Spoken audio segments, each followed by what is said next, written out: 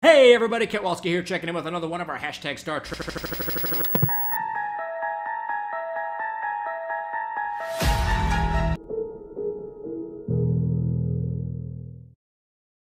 Hey everybody, welcome to the first episode of our hashtag Twilight Zone discussion videos. Today we are going to be talking a little bit about the importance of the Twilight Zone to not only Star Trek, but also to really CBS All Access. And we're going to talk a little bit more about what to expect from the premiere episode that's going to be airing on April 1st on CBS All Access. Let's jump right into it.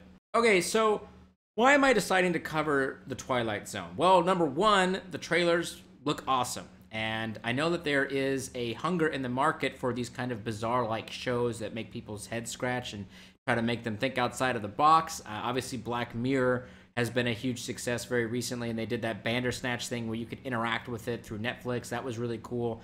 So I think CBS probably smelled some money in the water, as they are wont to do, and decided, hey, let's go ahead and reboot our Twilight Zone franchise. Now, they were working originally with Bryan Singer, I think as far back as 2017, possibly even earlier than that, to try to develop a reboot. This would be, I think, the second or third reboot of Twilight Zone.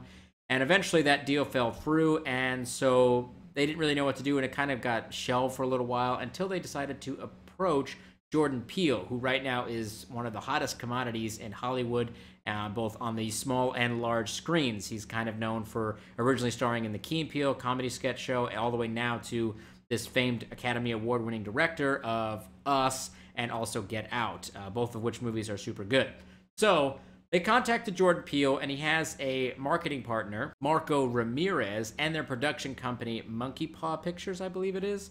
And so they developed the entire concept of what the new show was going to be. I do believe that the Marco Ramirez guy is the primary showrunner. However, I do think that Jordan Peele is probably co-showrunner or maybe a showrunner in, some kind of other form. But we do know for sure that he is hosting the show and that he's the executive producer. So I'm confident that he's got some serious creative control. And it wouldn't surprise me if CBS was even pushing him to put more creative control on the show, considering how great he is so far. He has not too many stinkers, so it wouldn't surprise me that they were trying to push him onto the more creative side of the house to ensure that the show is a huge success. So now, what do we expect from this show? I think it's going to be the same style format where each episode is kind of a self-contained story. I do know for sure that the very first episode is going to be entitled Nightmare at 30,000 Feet, which connects back to the Nightmare at 20,000 Feet episode, which starred William Shatner, and the redo of that during the Twilight Zone movie,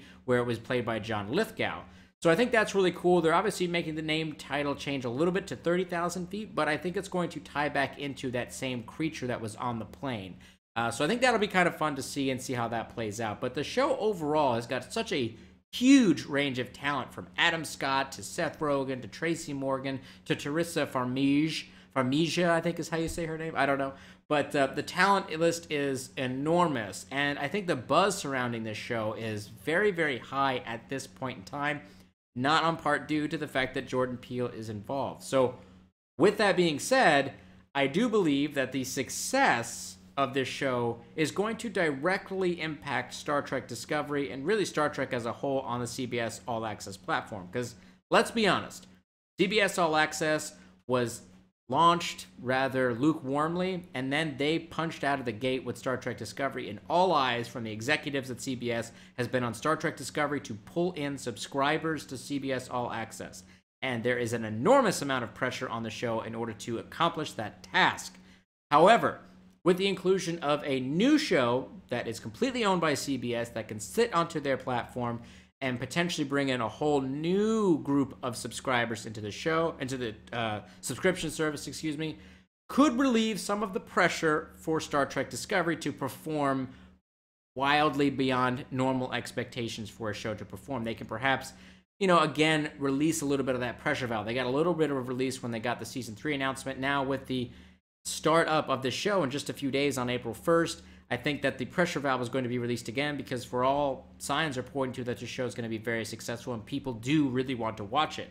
So I think it's really important that this show does well to kind of help Star Trek Discovery out. On the flip side, if this show perhaps doesn't perform very well, I think the focus is going to be even more intent on Star Trek Discovery and even Star Trek Picard, because we know that that show is getting ready to start filming, towards the end of this year, and that's going to be coming out next year, most likely.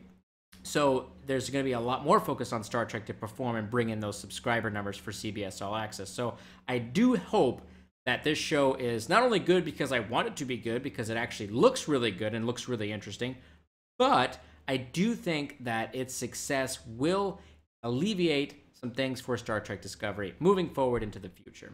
Overall, my expectations for this show are pretty high. It looks really, really well. The talent is really there. I'm excited that Jordan Peele is involved. His, presence in the show is going to be really well done, I think. And I'm excited to see how he does it as the host. We've had different hosts throughout the years, and some have tried to do their own thing. Some have tried to repeat the hosts of the past. Some have just terrible, I guess. But Jordan Peele, I think, is an interesting choice because he's more of a comedic type character, but the host is usually very straight and narrow and kind of more focused. So I don't know if he's going to try to play it straight or if he's going to try to inject some of his comedy into his narrations and his ability as host throughout the episodes. Anyways, guys and gals, this is going to wrap up our very first episode of the Twilight Zone series. There's obviously not too much to talk about because they're being pretty tight-lipped about the production. However, the first episode will be on the 1st of April, and I will be doing a review of that shortly thereafter. So I look forward to seeing all of you guys and gals then.